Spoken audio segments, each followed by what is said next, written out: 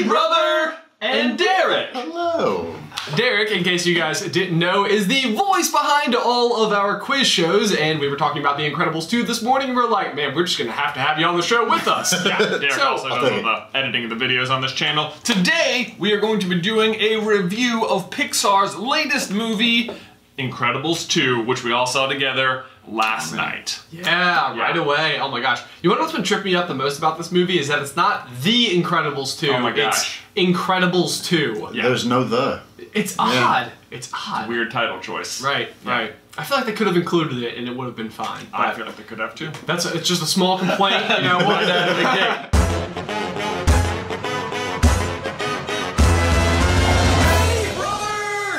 So should we let's just dive right on in. Initial thoughts, like what was like your sort of like walk out of the theater smiling, frowning, happy, sad, angry? My initial thoughts, I was pretty happy. I was like, man, that was very entertaining. I enjoyed pretty much the entire thing. Yeah. It's really funny too. It is super funny. Yeah. Like this is a laugh out loud movie. Yeah. Lots of laugh out loud moments. I've had the experience with other Pixar movies where I've walked out and it's like taking me a second viewing to be like, oh yeah, you know what? That was really good. Right. But this one I walked out like I thought I knew it was good. Right. Oh, yeah. No, absolutely.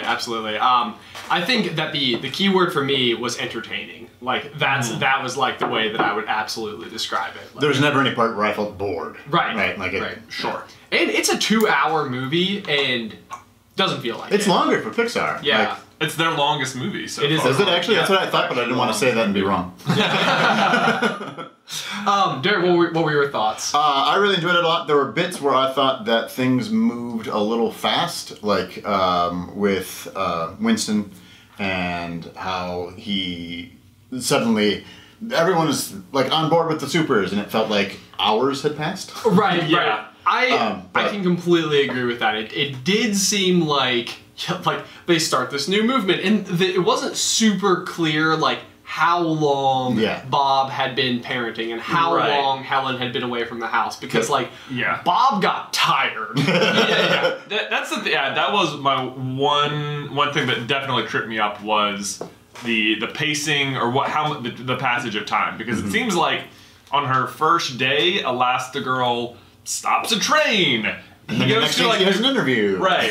So, like, the progression of Bob didn't make as much sense. Where it's like, day one, he's like, yeah, I'm doing good. And then it's like, oh my god, I got super tired. And then he sort of starts figuring it out again. And, right. Yeah, but it's like, what was that, like 2 days? It seems like this could have taken like a week or a couple of weeks. It had a little bit of that like Star Wars syndrome thing going on where it's like when you really pay attention to Star Wars and you're like, wait a second, Luke left yesterday. Yeah. And like today he's on an X-Wing fighting the Death Star. Yeah. You know, it's like I think that you're absolutely right. And I didn't actually notice it whilst watching it, and then we were walking out of the theater and you made that comment and I'm like, you're right. It did happen really quick. Which is like the smallest of criticism for the movie. Like that's my only problem with it. Like that. Other than that, I thought it was absolutely great. It was really fantastic. The other jarring thing is just how much better animation has gotten in the past 14 years. Where I mean, we look at the footage of the original movie so often, and then now seeing this, there were even sort of like facial features that made people look older because now we're able to make them look older. I thought Elastigirl in particular, her whole like face looked a little different or something. Yeah, interesting. In a number of parts. You want to know who looked way different was Tony Reidinger. Yeah, who he had way more screen time. Yeah, he had way more screen time, and he became like, I mean, it's almost not even like a recognizable shift from what he looked like in the first one to the second one. So I thought that was interesting. Yeah. Speaking of the animation, we always talk about like whatever the hardest thing to animate was. I felt like they were straight up showing off in this one because in the first Incredibles it was Violet's hair. Right. And they have a scene where Violet is holding a blow dryer to her hair. Yeah. And it's like the whole thing is like, I was like, they're just like, look what we can do now. Right? Exactly. This was so hard last time. Exact thought that I had too. I think that they literally included the hair drying shot purely for demonstration purposes. I think so, yeah. Because like, how strong is that freaking blow dryer? Yes, Like, she has a lot of hair. It is whoosh. I need one of those. Yeah, right. Like, getting ready in the morning would go so much faster. Yeah. Okay, so this movie, I think, tackles, like, a few big-time topics. It takes... So, yeah, it's weird. It's like, it's a really long movie, and then the pacing still feels almost too fast at times. Right. And then it does try and tackle, a few big issues as well. Sure, so where do you want to go first? Okay, so I'm going to tread incredibly lightly. Oh, I know. Okay. There is a gender conversation that happens with this movie. Yeah, sure, yeah. Like it's very much a Helen is really like your point person, and the villain is a female as well. Yeah.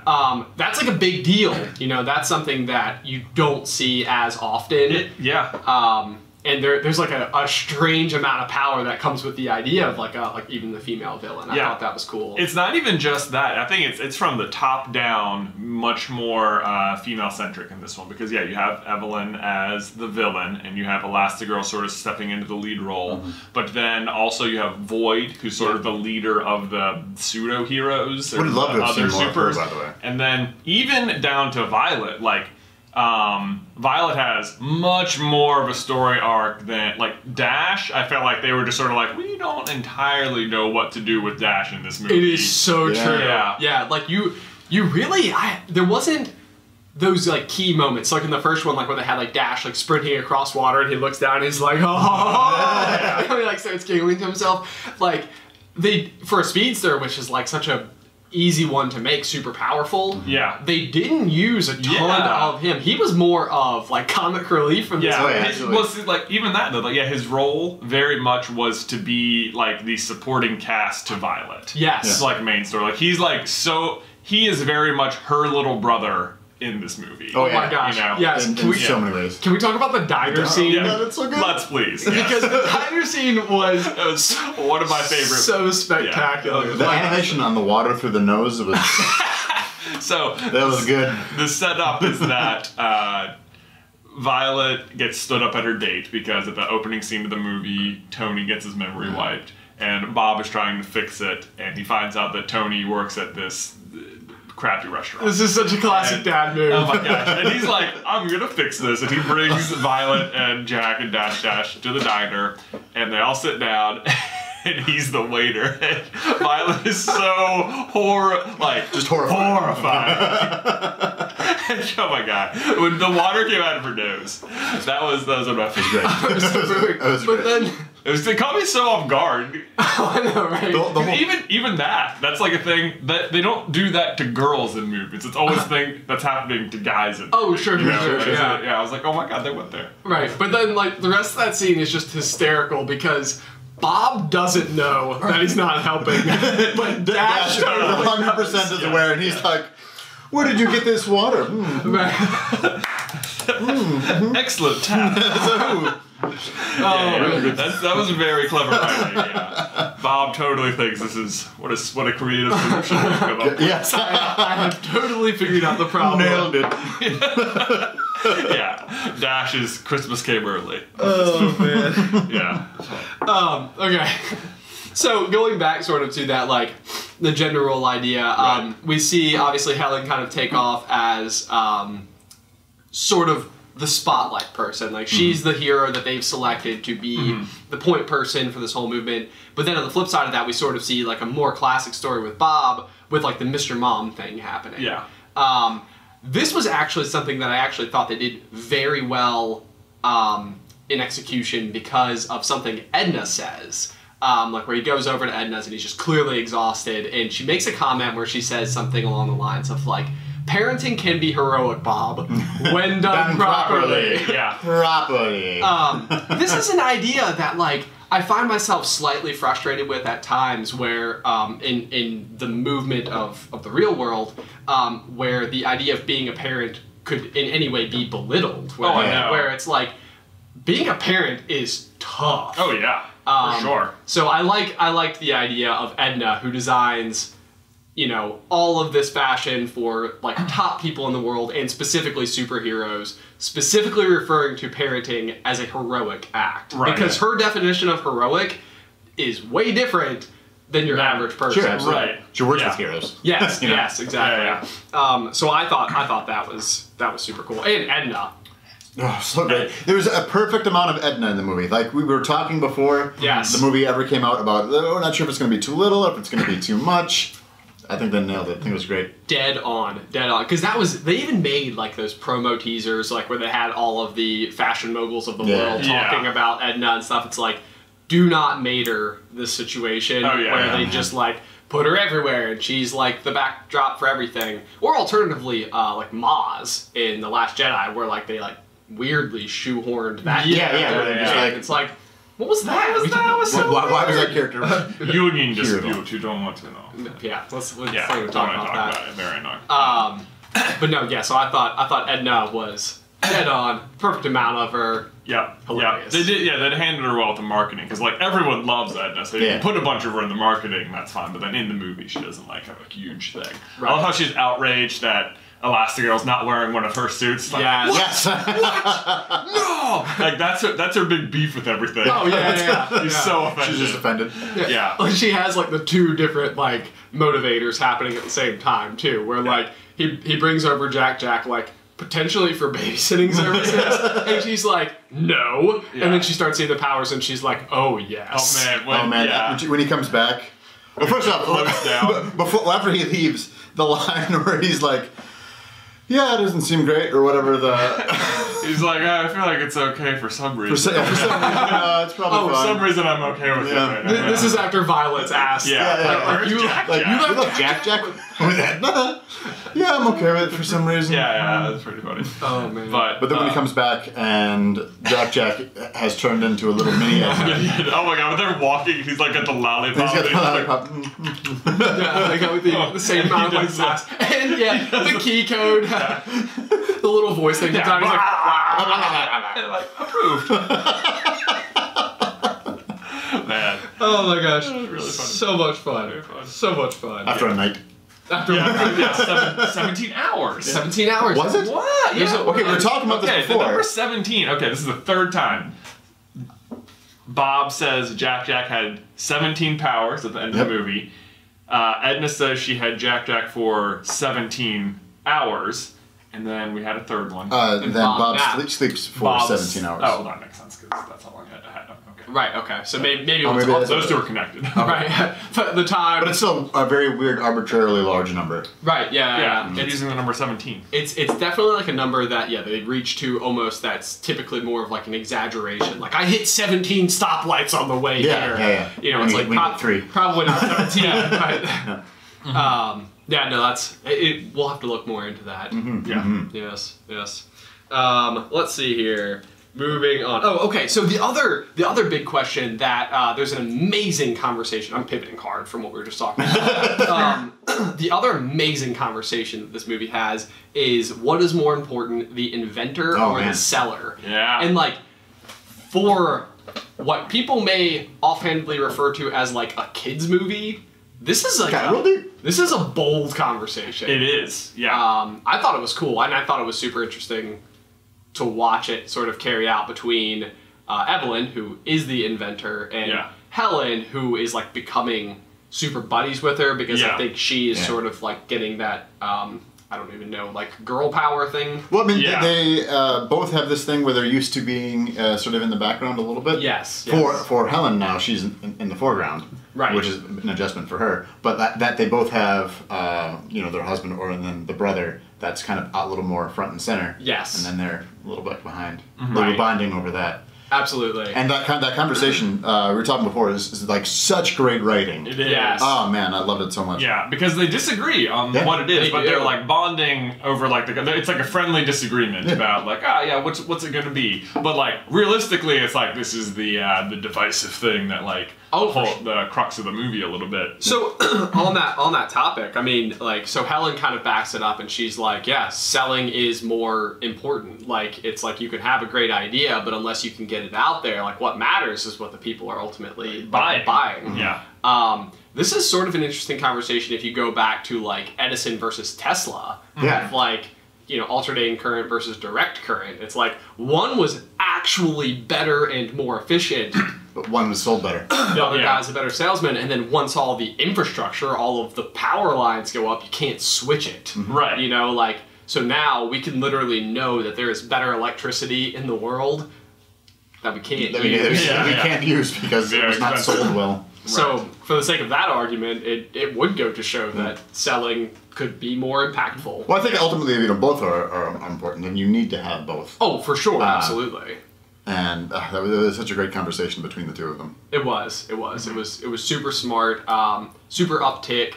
The only thing I do wonder about that is that frequently I think these movies do a fantastic job of being great for kids, but then like if you're an adult watching it, like you're able to like take away like so much more because it does have like that depth. It's not just a cute thing. Well, I mean, a great example of that is when Helen is on the Elasticycle, or not even on the Elasticycle, when she's chasing down the train. Not even the train, the screenslaver. Okay. Her perception of the screenslaver, and he's got this whole monologue.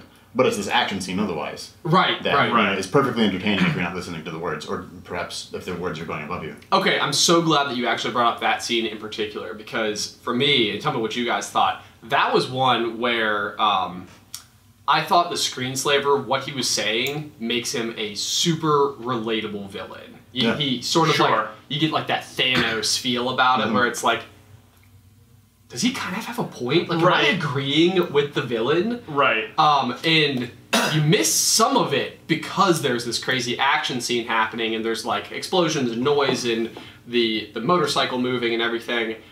But then in the background, you've kind of got like really the key message of the villain coming out. Actually, now that we're discussing it out loud, I think there is like thematically something to that. I think, well, I think the motorcycle's been destroyed at this point. She's just sure. Yeah, I think that's she's just running around. I realize that's in the set. You know what? As we're talking about it, I think I'm starting to see what they were going for here, where the point is you're almost not hearing the important thing because you're so focused on the screen. Yeah, it's a little meta that way. It's a little bit meta. You're 100%. And it's like, because while it's happening, I'm like, I really want to listen to what Screenslaver's saying, because this is like the motivation. This is his monologuing moment. Right. And I'm like, but I keep like watching. Currently flying through the sky. But Helen just turned into a hang glider. Oh, cool. Who knew she could do that? Cool power. I was like, oh, cool. Yeah. I was like, no, wait, focus. It was kind of hard to like hear, but and this is where I feel like a second viewing, I would mostly just focus in on that and just be like, yeah. What are all the words? Did we mention that normally with all of the reviews we do another viewing. This year we only had the one.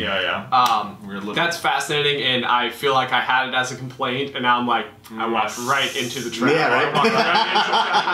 I am small. So some of what I remember of the actual monologue was the opening parts, which is like, you don't talk, you watch talk shows. You don't play games, you watch game shows. Right. Yeah. Well, there's like a weird amount of like duality happening though, because it's, I think the real world message is that people are staring at their phones too much or whatever. It's like we are slaves to screens, but in the movie they're using screens to, like, they're telling you don't look at screens as much, and then in the movie the guy's like, yeah, look at screens because I'll control you. Yeah. Right.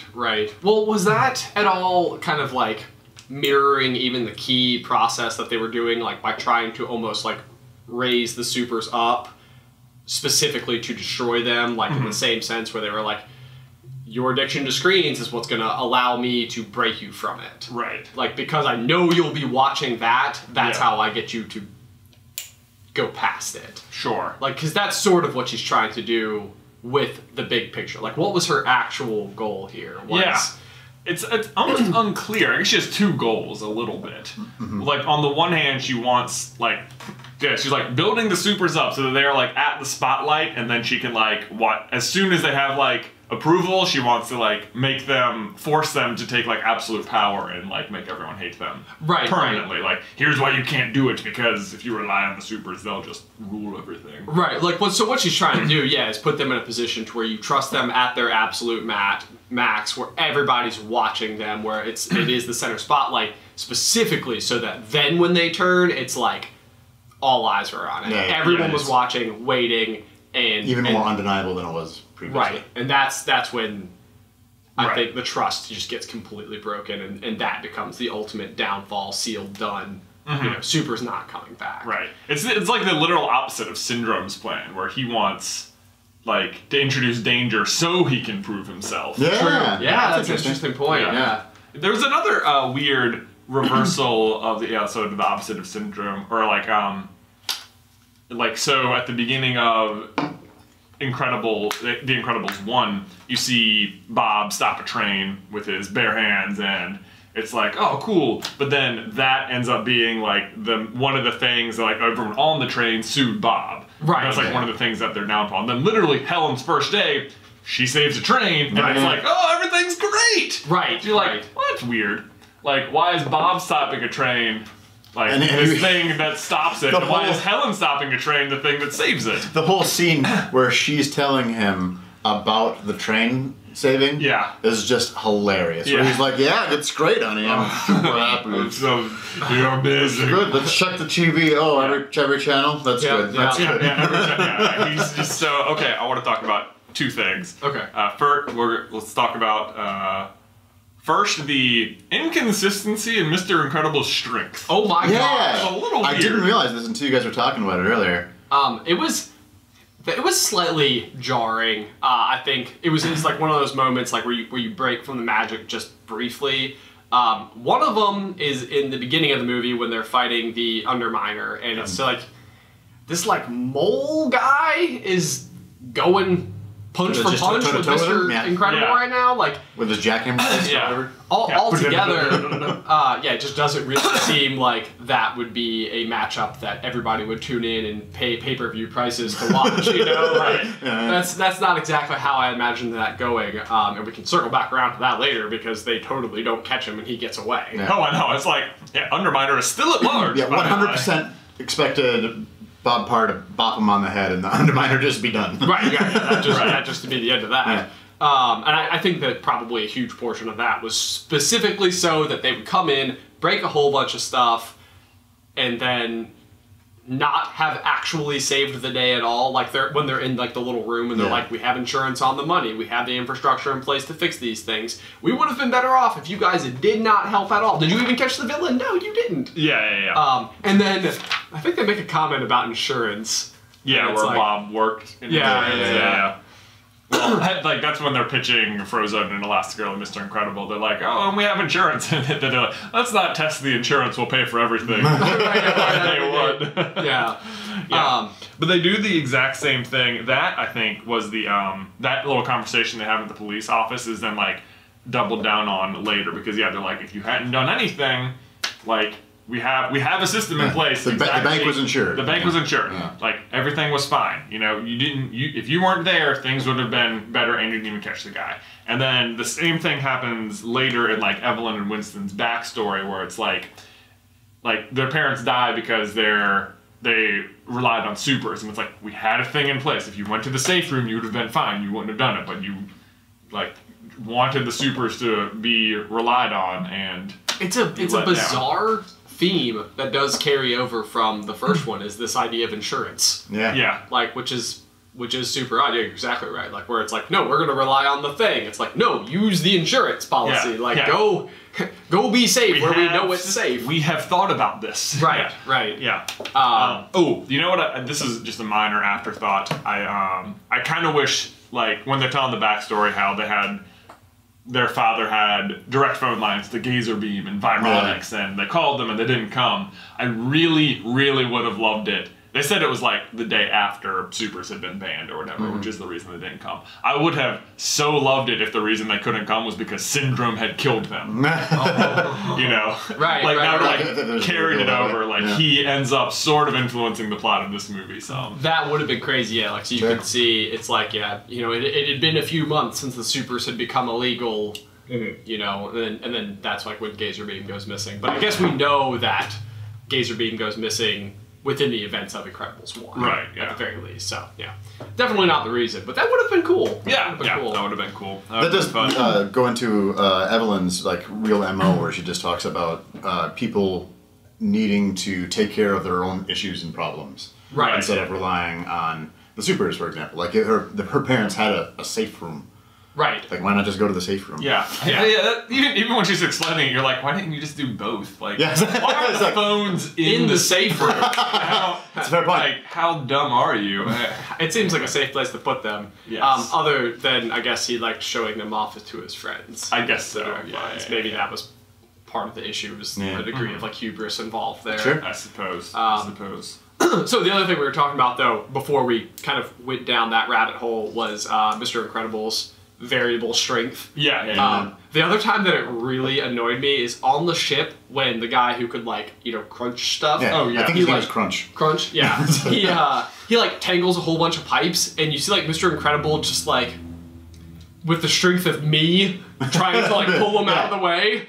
It's like, come on. I've seen you pull it. I've seen you lift a train. Yeah. In the first movie, he successfully tackles the big Omnidroid out a window. Like, you can't move these pipes out of the way. I think you could. I think you could. That may have been a smidgen of plot. Yeah. And then the rudder of the hydrofoil, he has like a really big like struggle moving. Right. When like again the Omnidroid, he was like twirling around.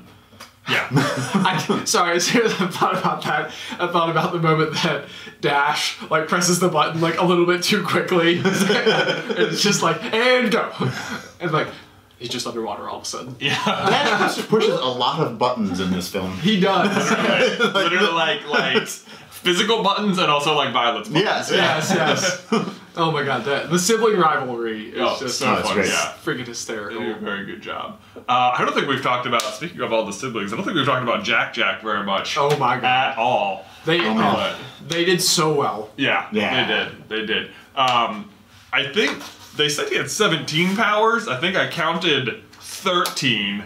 It's very possible that I just missed 4, because man, he has so many powers. They just gave him all of the powers that you can think of. Okay, so yeah, here we go. Here's all the powers that I have noticed Jack to have. 1, lights himself on fire. Demon Baby, multiplies. What I'm calling Gloop. Gloop. He uses He once. does Gloop. He's just like, yeah. It goes without saying. Yeah. Turns into Huge Baby. Yeah. Once at the end. That was cool. Can turn into metal, which they didn't use at all in this one. Yeah. Sort of We saw that in the first one. Yeah. Laser eyes, which I loved, like the Yeah. shoot the baby. Nobody shoot the baby off. Yeah. Levitation, where he just sort of floats around.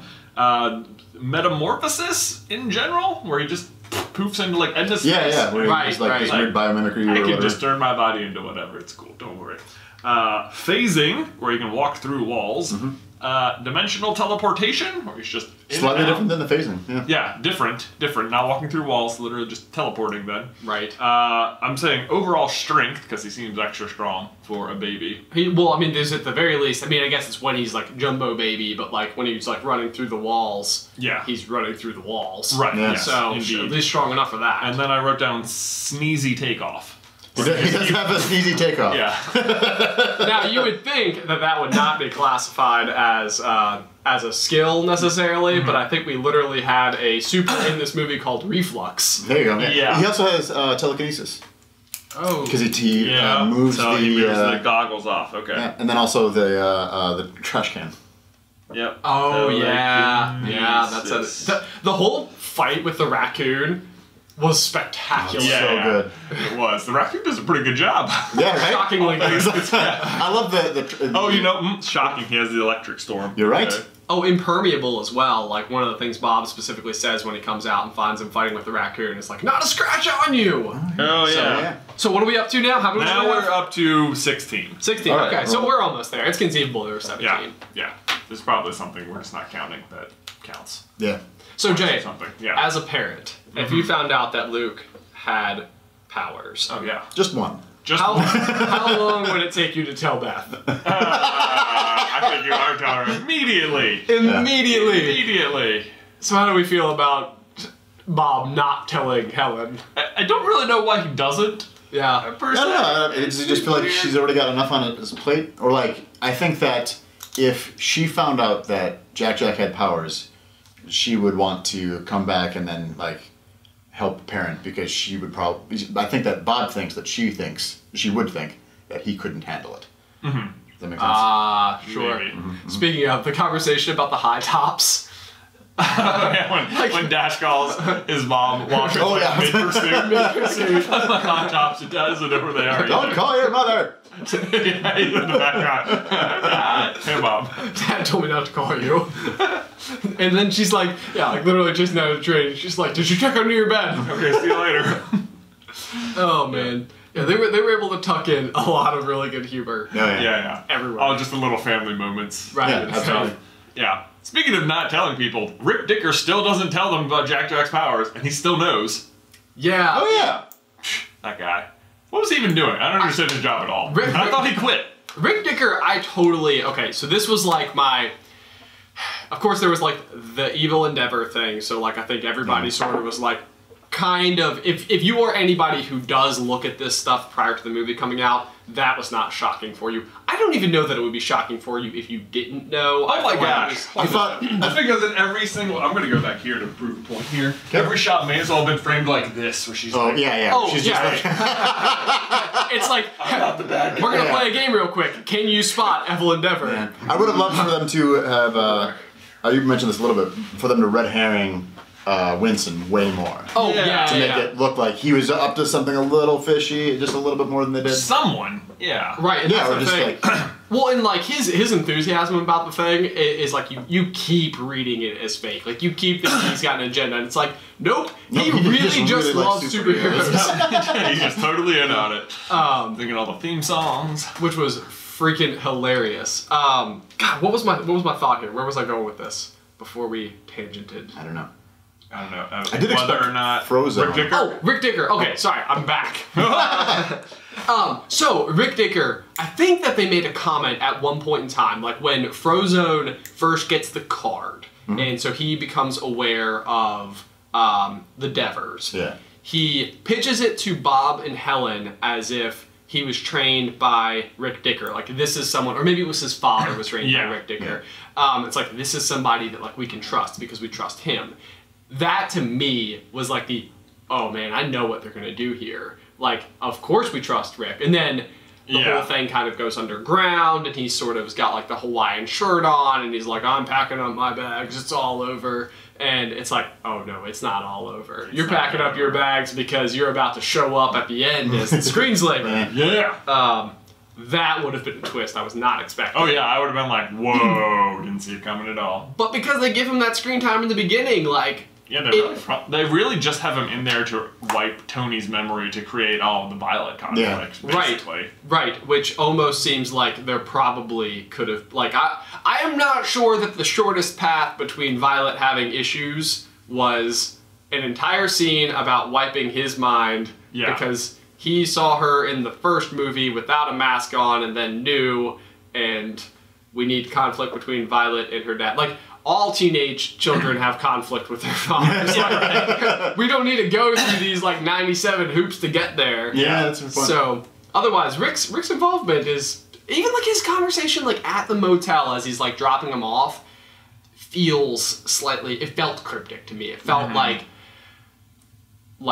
Bob and Helen clearly weren't seeing the thing that he, like they weren't seeing his cards. Or Did we ever see the interview scene with Rick Dicker in the main movie, or is that only in Jack Just Attack? in Jack Jack Attack. Yeah. Okay, so that's interesting that they started with the same scene as the short. Oh, right. Kari wasn't in the movie. No. Yeah, not at all. Man, they needed a babysitter so many times. That was like a weird running theme. Like, who's gonna watch Jack Jack? Who's gonna they keep trying to pass the baby off. Right. Until the very end, where Violet comes around, she's like, I'm gonna watch Jack Jack. Yeah.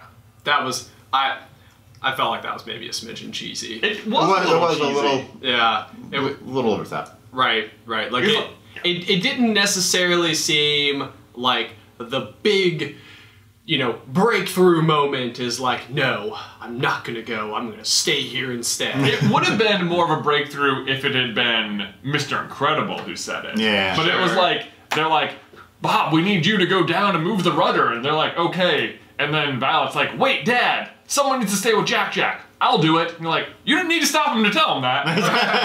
He was already on the way. He was walking away. You had Jack Jack. everything kind of already made sense. Yeah, I think it would have been much better if they were like, yeah, Bob, we need you to move the rudder. And he was like, no, it's much more important to protect Jack, and I think Violet can do a better job. Go, honey. Right. Whatever. However she would have solved the problem. Yeah. Also, okay, I'm just thinking about this. It was kind of annoying. So they have two ways they're going to steer the boat because they need two things for Frozone and Mr. Incredible to do. And one is he's going to make ice in the water and it's going to run into the thing and it's going to break the rudder. Mm-hmm. And then he's also going to steer the boat by manually moving it underwater. Frozone's method of doing this didn't seem nearly effective enough. No. Like, why are you making individual icebergs? You could make a continuous stream of ice, right? Like, what is happening? There was a moment where I felt like they almost did it too many times. Like it was almost like a Family Guy moment, like where Peter's trying to like lift the frog, out the window, and it's like, you know, and like it goes on for like a minute and a half, and you're like, oh my god, like pick up the frog and throw it out the window. Like, that was kind of Frozone trying to steer the boat. It was like they had so much screen time that was simply Frozone shooting the water, it freezing. Shooting the water, it freezing. There was a lot. Like, I wonder how many times he actually shoots the water. I bet it was 17. Yeah, it's like, and at the very least, it really, I think I can understand it from an actual physics standpoint, like how this could work in reality. Mm-hmm. If you had freezing powers, physics, biology, science. But yeah, I think you're absolutely right. Like, it just wasn't that effective. Like, you weren't seeing it, like, you know, kind of nudge itself along. Like, obviously not enough, but like a little. Yeah. It seemed almost like it did nothing. Like it did nothing, except for break the ship. Right, yeah. Which is what he's trying to do. Yeah. I guess, like, break the He's trying to break the ship. But then, clearly, once the ship is about to hit the city, he can just unleash untold amounts of ice power onto the oncoming tidal wave and turn it into powdered snow. You turn it on. Right. Why don't you just... Why is it a continuous stream of ice if you're trying to break the rudder? Right, or just like, get out in front a lot more and just make a big pile of snow for the whole thing to like...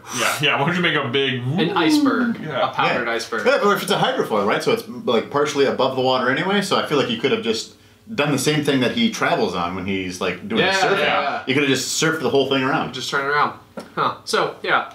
Maybe not the best use of powers. On the flip side, the battle between Void and Violet was freaking so sweet! Oh man! Yeah. Oh my god. Really fun. Yeah. They were, I thought, immensely clever with how they used Void's, like... The thing about her character was super cool. I would have loved to see more. The portal powers, like, I had a feeling they were going to have very creative stuff because it's very similar to the Pixar short Presto. Yeah, especially with just that power that they're using there, and like they've already had practice with it, and man, portals you can do some weird stuff with. Yeah. Oh my gosh. And they do. It was so funny when she's trying to do, like, you can tell she's not well trained at them. Right. So she's like trying to get Helen up to the plane. She's like, she keeps try again? This one. How about there? Yeah, that was pretty funny. Yeah. I also think that they did really well with Helen's powers. Like, they showed a bunch of different ways where, like, elasticity would be like a useful thing. Yeah. The bike was kind of neat. The bike was super cool. The bike, kind of like have her to, like, I did slingshot. not anticipate that. Where else did they use it? I know there was like a whole bunch of different little things where I was making like little mental. Well, it's like during the screenslaver monologue where she's like whipping through the city. She's like, you know, rubber banding herself and turns into the hang glider and Yeah. They really liked the parachute. I felt like that was They did use the parachute a lot. You know, the Helen chute. The Helen chute. The Helen chute, sure. Yeah, because it was at least used to save the ambassador. It was used to slow down the train. And then I think it was used at the end to save Evelyn as she was falling. So and she also used it one time on the train, not even to save it, just to like back herself. Oh yeah, to back. Yeah. But I mean, I guess that makes sense. I mean, maybe that's like you're using it too often, but then it's like Mr. Incredible used his muscles way too many times. Every time. Right. Yeah, I thought it was a weird conversation he has with the crunch shoot where he's like, "Can you move them?" And he's like, uncrunch? Uncrunch? Why would you uncrunch? I wouldn't show you to unpunch somebody. I'm like, yeah, but do your powers only go in? Don't you just have telekinesis? Or I don't understand. Is that all you do is crunch? Can you not move? I think he just had a classic case of bad attitude. Yeah. What did you think of the rest of the other supers, the little Void team? I don't understand what powers the Owl Man has besides like being an owl. besides having full neck control. Yeah, they did demonstrate that. He had the screech power. He had like screaming powers. Oh, okay. Yeah. Perhaps I didn't realize that. I think that there was one scene where he like screeched like a glass broke or something, so he could like fly in. I felt like maybe they were. I don't even know what the best descriptor word for it was. They almost seem like superheroes that like a third grader would. Yeah, I was a little underwhelmed by other than Void. But the rest of them they were like one-off powers. Each of them got in a good blow, and then were immediately defeated in one punch by the heroes. Yeah. Right. You know. Yeah. I mean, yeah. It really didn't seem like there was a whole heck of a lot there. Yeah. And even like even watching like Frozone by himself fighting the rest of them, it seemed like Frozone was just clearly way better. Yeah. Yeah. Well, I don't know if that's experience. I did like that. Yeah. It was like you I get thought the it was a feeling cool that scene. Frozone is like much more experienced and well practiced, and he's like a professional hero, and these guys are just like sort of people have wannabes. powers. Right. It's like numbers versus skill. Yeah. Right. Eventually they overwhelm him, but Okay, so on that note, in that scene where Frozone's fighting the rest of them, Dash summons the car. Yeah. Like Mr. Incredible's old car. Or what is it called? the Incredible. Yeah. The Incredible. Do you think all of that was included as a method of simply just like, we need a way to get the kids there? Like, because they sort of show it as if, like, the car was sold at auction. Yeah. This, like, you know, millionaire guy buys it just to put it in his collection or whatever. That was another one, kind of like the Rick Dicker thing, where like they went to pretty great lengths to find a way to be able to get the kids there. The kids there. Yeah. I think it was just another way for Dash to push buttons. Yeah. Right. Yeah. More Dash button pushing. He does push more buttons. Yeah. And he destroys the couch like right away. Oh, Such a couch. Something that I wanted to mention really quickly is in the scene where Helen is going after the screenslaver, and there's the wackadoo light show that happens.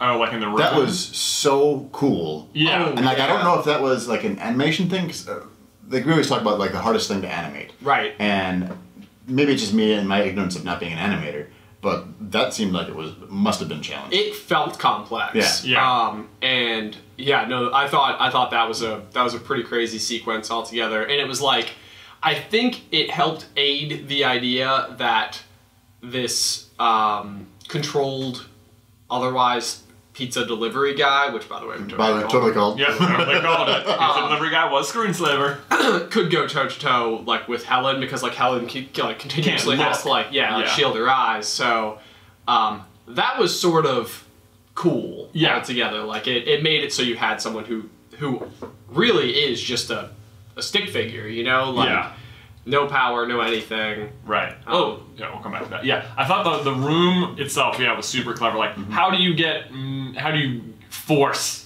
Elastigirl to like see something? Like, literally trap her in a room. It still doesn't work. But and then even like I imagine from like how you're going to present that to the audience sequence, it's like you need to.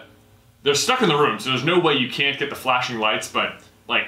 On some level, they have to be aware that could be like an epileptic kind of thing. Yeah. You need to like make sure that the entire room is full of it, but that it's not so overwhelming that one, you can't see what's happening, and two, you don't accidentally cause seizures in the audience. In the audience, right? That thought actually, as I was watching it, I was like, the epilepsy warning. I didn't ever see that. It's a straight up strobe light happening. Yeah. So that will be interesting to see if that ends up being a thing at all. Yeah. God, I hope not. Yeah, no, for sure. But no, I mean, all of that was crazy. I have a feeling that room that she walks through when we can go through, like, with the pause button it's going to be packed with stuff. There were so many things. Many things. That was a good set that they built. Yes, absolutely. Just tons of little details. So there's one set of eyes that I want to be somebody or something specific. Oh, like they could have belonged. Yeah. Like laser beam. If the eyes, no, I mean like from a different. From somewhere. Different IP from Pixar, right? Like right. It could be like Woody's eyes or something. Like sneaky. Super sneaky. So on that note, yes, saw A113, I think, with the rest of the world. Yeah. I did not see the Pizza Planet truck. I know you saw the Luxo ball. Well, it was, so it was kind of funny. I'm pretty sure I saw it. It's like, again, I wish I'd been known to looking for it. I think it's on the side of Jack Jack's crib. There's like a seal with a ball on its nose. Okay, and I think that ball, the ball at least has a star on it, so I can't imagine that's not what it was. When we saw it, Jade nudged me, and I'm like, yeah, the seal. Yeah. that's Gerald. Maybe it is. Get off the rock! Didn't notice the ball at all.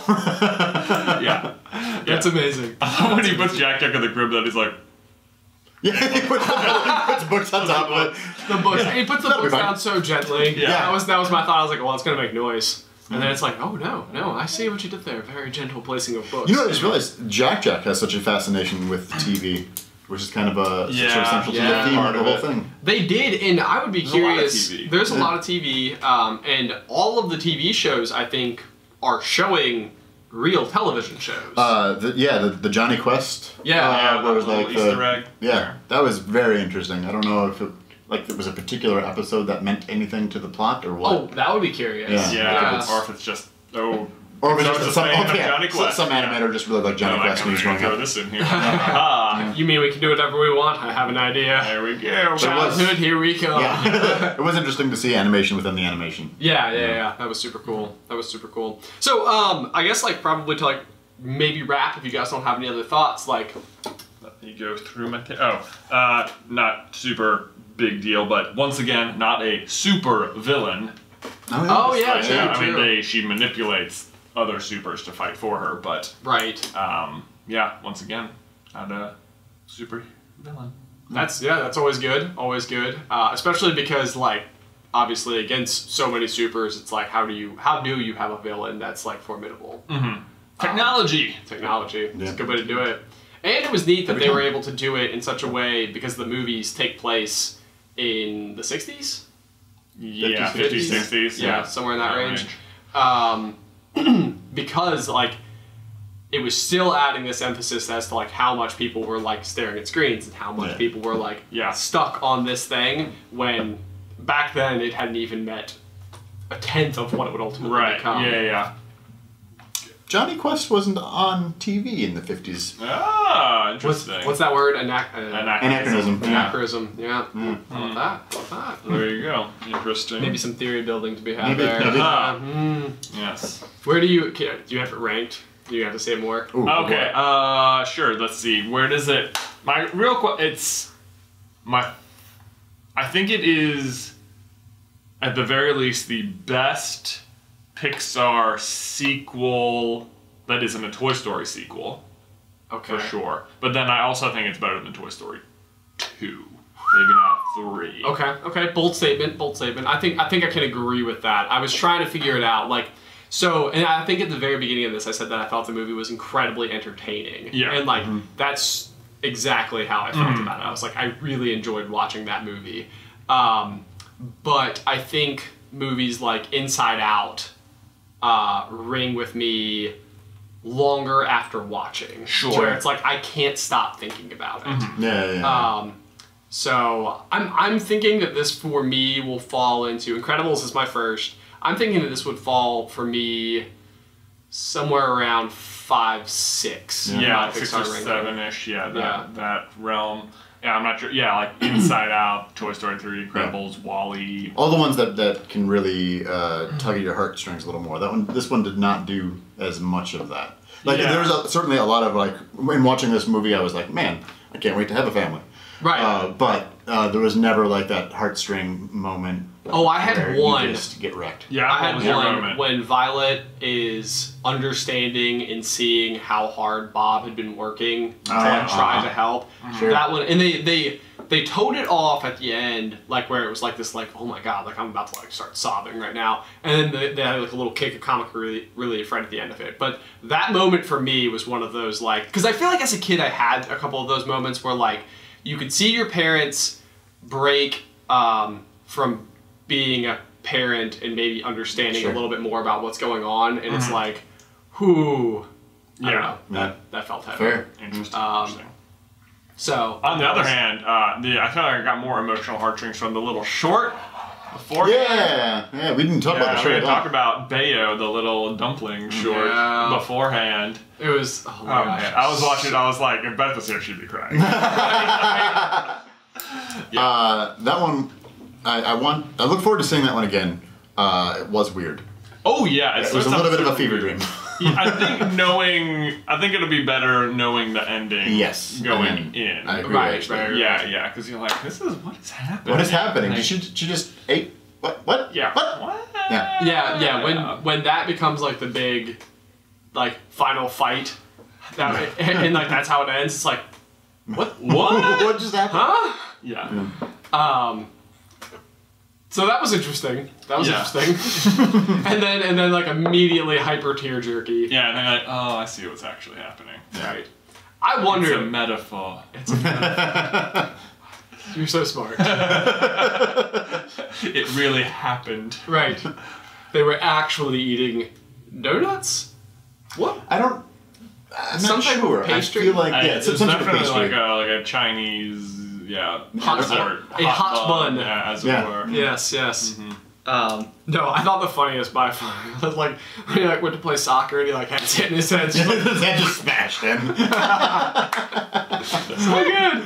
Yeah. And then the mom does a great slide tackle. That was Spot on. Whoa. You must have played.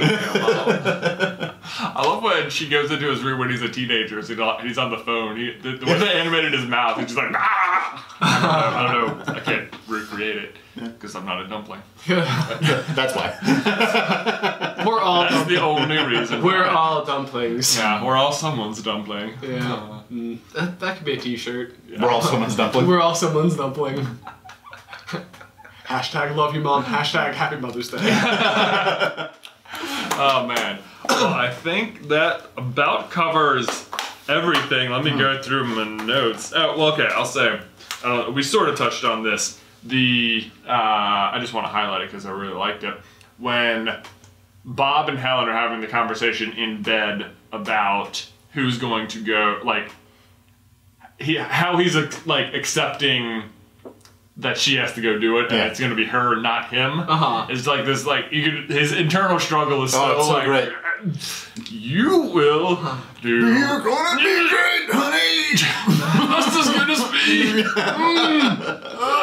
I'm very happy for you. Yeah, I thought it was very well handled in that it's definitely not a gender thing at all there. It's just Bob's ego. Oh, yeah. It's Bob. Yeah, you're absolutely right. Yeah. Yeah. That was like the first time we talked about it. I can't believe we didn't touch on that there. Yeah. But yeah, it wasn't gender based. That was purely like someone who didn't get to do the thing, who wanted to do the thing, and had to be happy for the person who got to do it instead. Yeah. Right. Where he's used to being the person that does the thing. Right. Yes. Right. Mm-hmm. Yes. That was super cool. Yeah, I liked it. And I guess they even maybe touched on it a little bit before before they realized that maybe they could be supers again when they were having the conversation about who was going to go back to work. Yeah. Like in the private sector, in the real world, as civilians. Yeah. That was kind of an interesting conversation as well. Like where Helen recognizes like, I know that working at that insurance company was killing you. Yeah. You know, like it'll be my turn to take on. Yeah, the really mundane, non-super life. Right, and see, that's an interesting thought too. So like we touched on like parenting being heroic, and maybe even like the job being like the mundane, like someone has to do this. Yeah. Sure. You know, I'll take it. I'll take this turn. Yeah. You know, because you did your turn. Mm-hmm. So. It's interesting that they see like in like I like the parental approach there, in that like the chore is the one who has to go do a regular job. Right. Right. Like that's the like either of them would rather stay at home. Right. And, Right. Yeah, watch the kids. And that's a cool thought as well. Yeah, like the idea that maybe the career path isn't always where the glory lies. Right. Which I do think is something that many people believe. Yeah. That's always the feeling of trade-off. Like, oh, I'm giving up my career to raise my family. Right, and then on the flip side, there's always that like I'm giving up raising my family for money. So, cool way to look at it. I think this movie did yeah, my final thought on it would be like it was cool to see it tackle a bunch of like big ticket topics like that, and I thought that the movie was just absolutely laugh out loud hilarious. Yeah, very entertaining. It's good. So extremely entertaining. Yeah. So I think that's it. What did you guys think? Yeah. Leave your thoughts down in the towel section down below. If you would like to see any more Super Carlin Brother movie reviews, we'll put a little card right here on Derek's chest. On my face. Just click on Derek. Just right here. Right. If Derek was a superhero, his little chest emblem would be this playlist. It would be this playlist, and you can go check it out. Super playlist, man. Yeah, there you go. That's useful. There's got to be powers that you're just like, well, okay, I have them. Yeah. I'm gonna go work out. You need a good playlist? I got one. I got a playlist for you. Guys, yeah. I always have the right playlist. Alright guys, until next time. Bye. Bye.